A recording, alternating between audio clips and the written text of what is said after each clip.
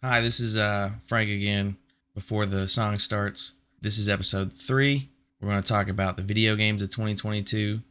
I said it in the previous ones that we couldn't fit everything into one podcast, so we're having to break it up into multiple episodes for your ease of entertainment. So enjoy episode 3, 2022 video games.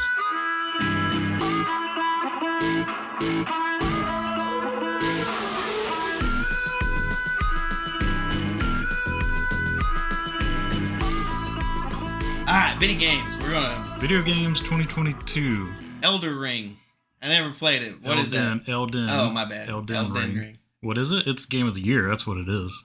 Okay. Well, I'll take your word for that because I never played it. Yes, I did. It is a... Wait, did you play it? Yeah, I played it with you, remember? Did you? Yeah, remember we were trying to do the co-op and it was awful? And I that quit? was day one, right? Or it might have been the first couple of days. They patched that pretty quick. It doesn't matter. I know. Well, the whole finger thing and the summoning and... If you're not used to a Souls-type game, then it is a little hard to get into. Yeah. Well, that's From Software entirely. Same with all their Armored Core series. Just ridiculously overcomplicated. But if you take the time and get into it, it is so worth it. Elden Ring is probably in my top 3 video games of all time. I still think Dark Souls 1 is my favorite in the Souls series, but Elden Ring opened up a bigger world, an open world, better co-op, better multiplayer, better PvP. The storyline is huge. You can do it in any order you want, pretty much. The classes that you could do, the weapons, there's such a broad spectrum that anyone can choose the play type that they want. I highly recommend it, especially if you like, fantasy type things. You can be, a barbarian, you can be a mage, be whatever you want. Sort of like D&D, which I've never actually played D&D, so I'm just guessing here. But you can create your own character and choose exactly who you want them to be. And if you want to do all the exact same stuff that he was just talking about, but you don't want to rip your hair out, play Skyrim. True. Yeah, Elden Ring is definitely more challenging, but I think that's the appeal of it, is it's a hard game, and when you make it through it, you feel good. Every time you beat a boss, you feel good. Yeah, I'm not a Souls guy. I can't stand those games. No offense to the people who like them. It's just, I don't want to get sweaty. I hate getting sweaty in video games because I play games to relax most of the time unless I'm trying to be competitive. And there's nothing competitive about Elden Ring either because you're fighting against overpowered monsters. I mean, yes, there is a competitive element if you want to get into PvP, but I'm not going to go into Elden Ring purely for PvP because that'd be stupid. Like Call of Duty is a game you go for PvP, yeah, not Elden Ring. If you go into a Soulsborne game, like specifically for PvP, you're just a sweaty tryhard and nobody likes you. Like, the only people that really play online, like PvP stuff, I feel like, in Dark Souls, is either sweaty people or trolls. Like, there's really nothing else that I'm seeing out there. Mostly trolls, honestly. Lots of trolls going into people's games. Now, I didn't write it down, so this isn't one of the games that we're going to talk about, but Sniper Elite 5's Invasion Mode, probably my favorite thing that came out this year video game-wise. And because you can be a troll? I troll so hard, bro. It's so fun to just sneak into somebody's game. You know where all the objectives are on the map, and then you just wait. And they don't know who you are, and you just blow their head off. It's so fun.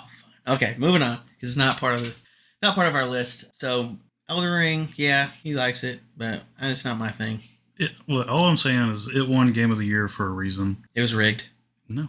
Actually, I thought Game of the Year was won by some kind of Orthodox rabbi, Bill Clinton or something. What are you talking about? You didn't see that? What?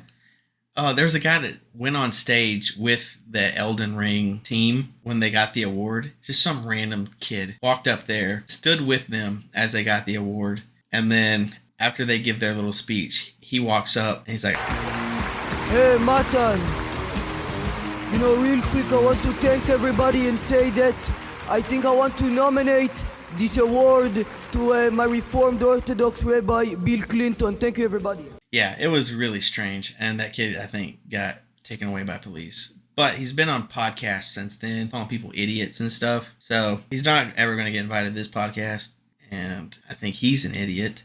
I wish they would have slapped some real charges on him. But I'm assuming that this was in California. So they probably didn't. Honestly, he probably never even went to jail. He probably got put in handcuffs, put in the back of a car for 5 minutes, scared him, and then got let go. But yeah, idiot. Big idiot. Deserves to get smacked around by the entire Elden Ring team for ruining their moment. Yeah, so I agree. Those guys worked hard. They made a pretty complete game. They did just add DLC recently, and there was a couple of issues when it first launched, which there always is with games these days. But they made their patches pretty quick. They were working on that game for a long time. They worked really hard on it. They made a pretty good, complete product. I think they deserve that award. And that kid that ruined it, eat. I hear that they've got a Game of the Year edition coming out that is going to come in a giant chest, like from the game. And when you open it, it actually kills you in real life. Well, I'll be buying one. Is that a thing from one of the games where like some chests are secretly monsters? That was a thing in Dark Souls, but they actually don't have that in Elden Ring. Those were the mimics. Yeah, mimics. That is a thing from D&D, by the way.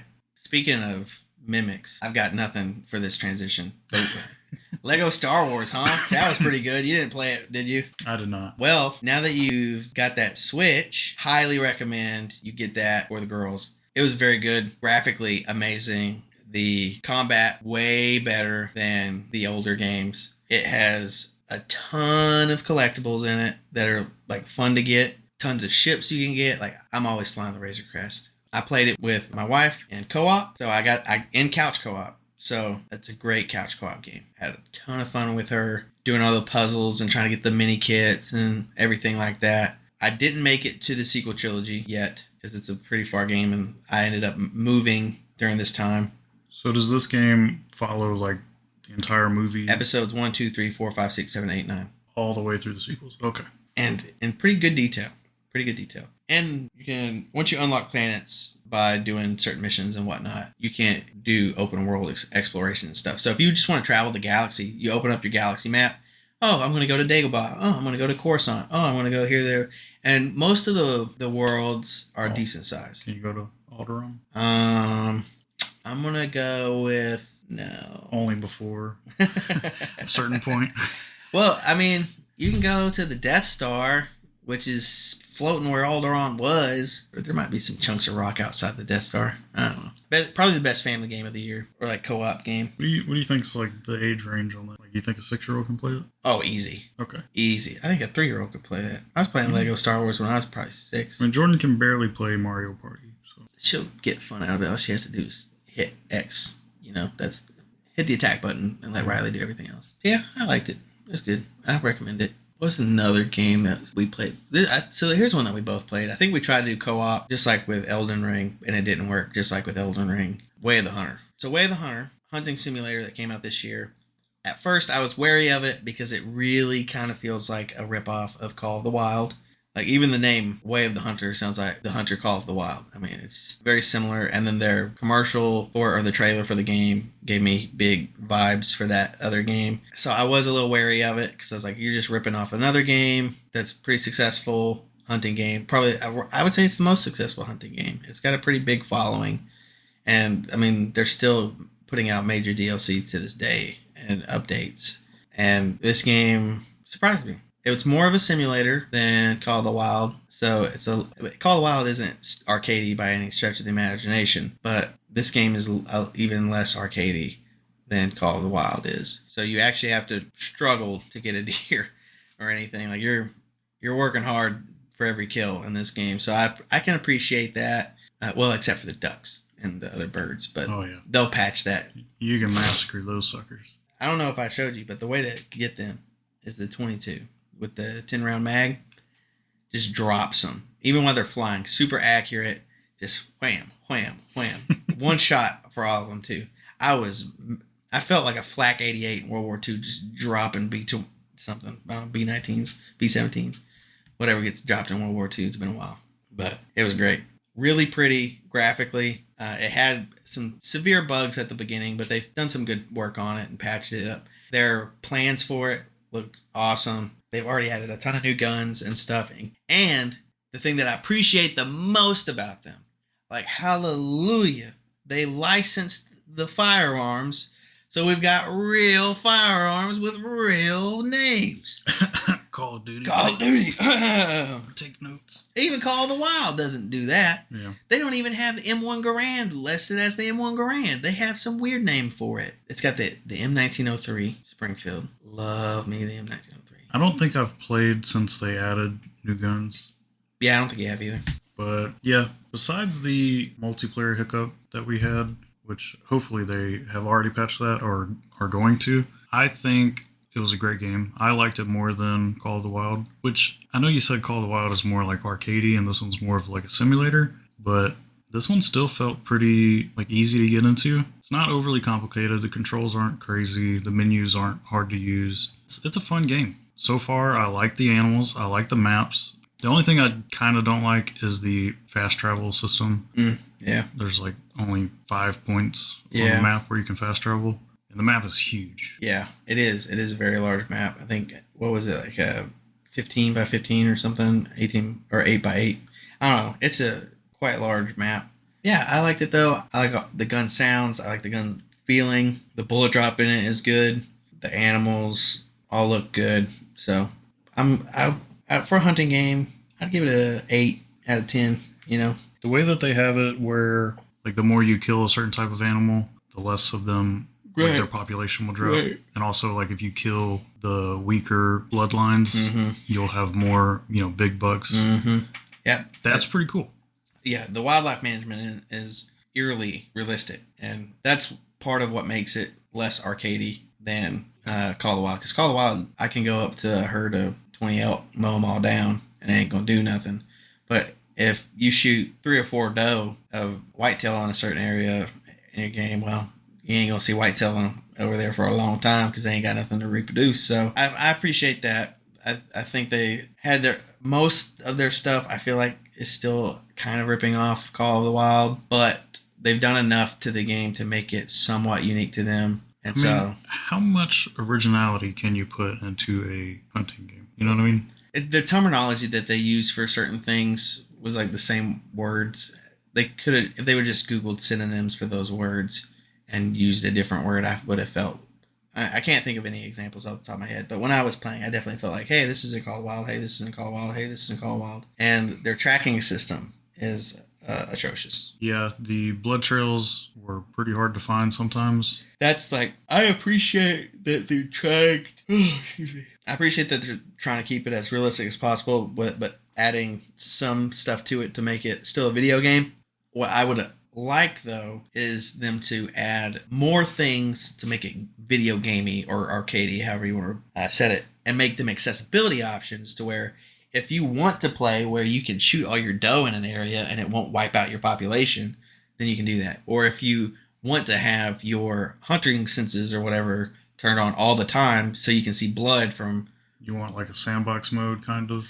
Yeah, something like that. Yeah. Something where you can just change the accessibility features. Think of it less of a sandbox mode and more of a easy difficulty. Right. I think that I had this idea when we were playing, but that little range that they have next to like your grandfather's cabin, there's just a fake target, right? I think it'd be pretty cool if they added like a live range with like real animals where, the animals don't actually affect your gameplay. You don't get money from them. You don't get any credit for killing it, but you have a real moving target to practice on. I think that'd be pretty cool. Shoot fish in a barrel at that point, aren't you, Marty? No, I'm just kidding.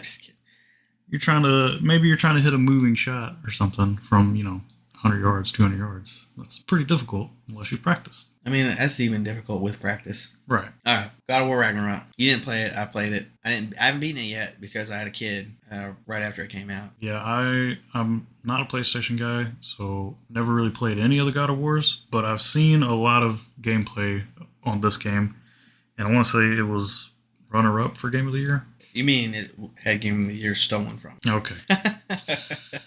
It just won every other award, It was good. It was a father-son story. Love it. Love to see it. Haven't seen a lot of those kinds of things lately. I like the setting in it is very interesting between all the different realms, and they're all unique in their own way, and you're experiencing the Fimbulwinter, whatever it's called. Well, this one's set around Norse mythology, right? Right. So like when you're in Midgard, it's all like snowy and Viking and stuff like that.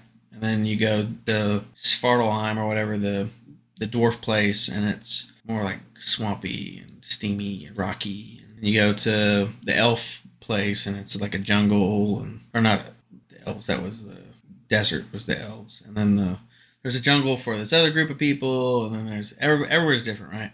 So you get to experience multiple environments, ranging from lava to snow. So I like that diversity, and the story's just good. I mean, really good story that they set up in the last game. The gameplay is fun. The combat is satisfying, chunky. I mean, you just really feel it when you hack a dude's head off in that game. And they added a lot more animations in this one for whenever you're doing like finishing moves. So you're not saying the same finishing move over and over and over and over and over again.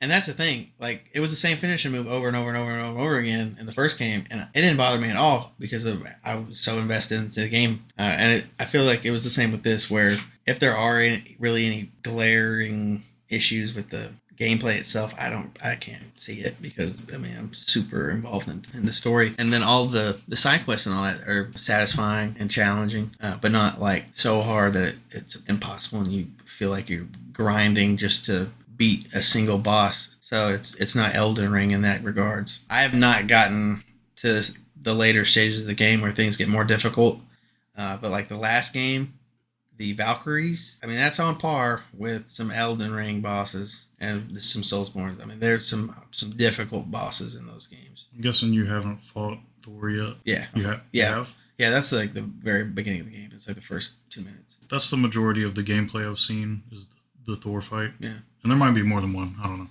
But yeah, I'm sure there is. I haven't gotten that far in the game, though.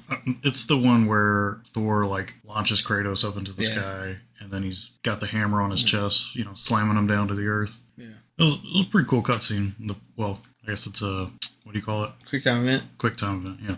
Yeah, I think it was a cutscene. I don't remember there being too many QTEs in there. Did you see the part where Kratos died? Yes. And then Thor brought him back. Right? Yeah. So he's like, I'm not done with you yet. Yeah. So he dies, and then it goes to like the scene, the screen that it goes to when you die normally in the game. And you're like, what the heck just happened? And then it's like, he hits you with some lightning and revives Kratos. I'm not done with you. Opie from that's from his Sons name, of right? Anarchy. Opie. Yeah. Man, I don't want to think about Opie and Sons of Anarchy. It makes me sad. Very, very, very, very sad. Yeah. But Thor, he looked great. Yeah. And I've seen a lot of people talking about him on social media. Women love him. Men love him. That's the right Thor. Yeah, better. He's Fat Thor. Yeah, but he's like better Fat Thor. Yeah, exactly. Yeah. He's like buff fat. Yeah. Not fat fat. Yeah. He's like buff with a beer gut. Yeah. Not depressed Thor from... Yeah, not ice cream gut. Yeah. Yeah. I think out of the two major Thors this year, Thor and God of War are significantly better. Yeah. Even just those gameplay scenes that I've seen, better than Love way and Thunder. More. It's because it sticks with the serious tone and only uses comedy to lighten the mood after serious things, to break the tension and break the pain and the anguish. But moving on to our last main game of the year. This is one that we spent a lot of time playing together. Yes. And now the game didn't release this year, kinda. It's version 1 or whatever released this year, but it's been in beta or whatever for quite a while now, and that's Grounded. If you're not familiar with Grounded, it is essentially Honey, I Shrunk the Kids. Honey, I Shrunk the Kids with a survival game. And crafting. Yeah. Survival crafting. So, yeah. It is fun, goofy, in the right ways. This is an example of something that's meant to be funny and over the top and does it well. Yes. Obsidian, very well known for their games.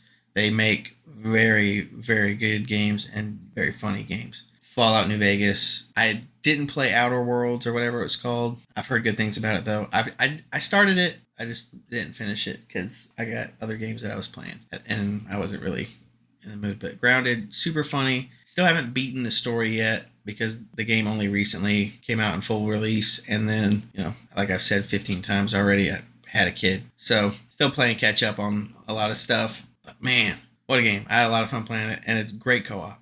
Yeah, you and me spent a lot of time, like you said, even in the pre-release. And we got pretty deep into the story at one point, And then, of course, we had to restart when the full release came out. Storyline is pretty interesting, I think. Mm-hmm. The gameplay, pretty good. There's a couple of bugs. Well, but yeah, there's quite a lot of bugs, actually. Yep. The spiders, terrifying. Yes, they are. More than you would think. It's not so much that they look scary, because it's the sounds that they make. The sounds that they make, but it's also them just sneaking up on you. Right. Like you're just la la la la, minding my own business, and you turn around and they're in your face, and they're and their eyes turn red when they aggro on you, and that always like adds to the intensity of it. And then you think, okay, I got away from them, and then they jump, and you go, oh no! Yeah, How could you listen to us describe this game and not think it's fun? You are a tiny little shrunken kid in your backyard, and you get to fight wolf spiders, orb weavers, stink bugs, ants. What else? Ants, fire ants, all kinds of stuff, all kinds of any bug you can imagine. You even get to have a pet. Real. You get to have a pet aphid. Aphid. Yeah, you can get pet aphids. You can make a chair and sit down in it. You can craft. You build your own house or your own base or whatever. You can build beds. You can build chairs. You can build little fire pits. All kinds of stuff. You can make weapons. Yep. You can upgrade the weapons. You can add effects to the weapons based off of what you want to use them for. So if there's something that's weak to like fire damage, you can build fire type weapons. You can get certain kinds of armor and upgrade them. So if there's one that you really like, you can keep using it. And so it adds a lot of customization. It has a lot of diversity in gameplay and in the bugs themselves. But even like adding the fire and the frost abilities, it's fantasy, but it's still like somewhat realistic because you're using like burned charcoal and you're using like mints that somebody dropped in the backyard. Yeah, and spicy candy. Right.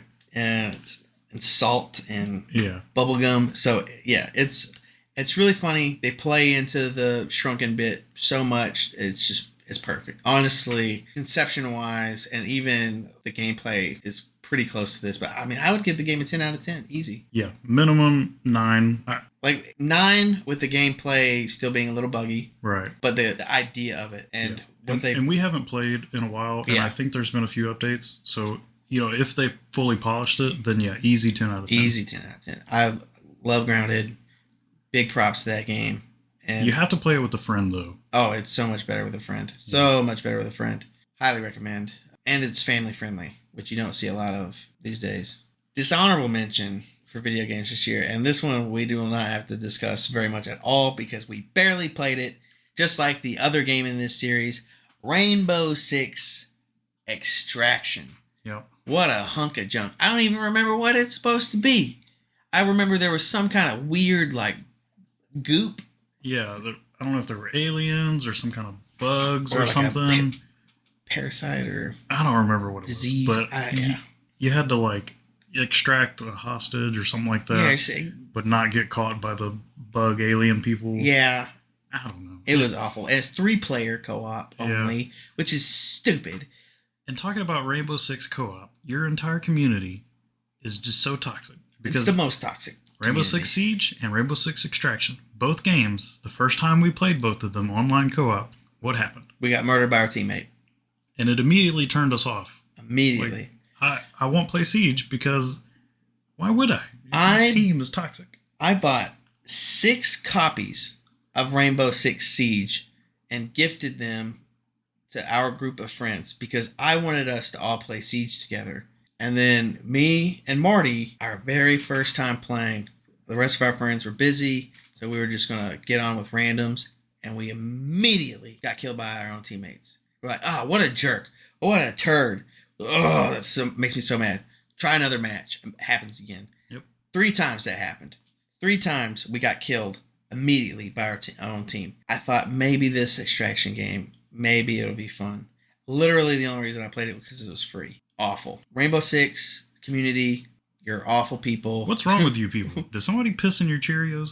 You're just awful, mean gatekeepers. I don't like you, and I don't like your game because I want to play it, and I can't because it's too hard to play by yourself, and you guys aren't nice. So, Ubisoft, do something about that. Okay. All right, guys. Well, that's it for this episode of our special. Stay tuned for the final episode where we discuss 2023 and all we have to look forward to. We'll see you soon. Bye-bye.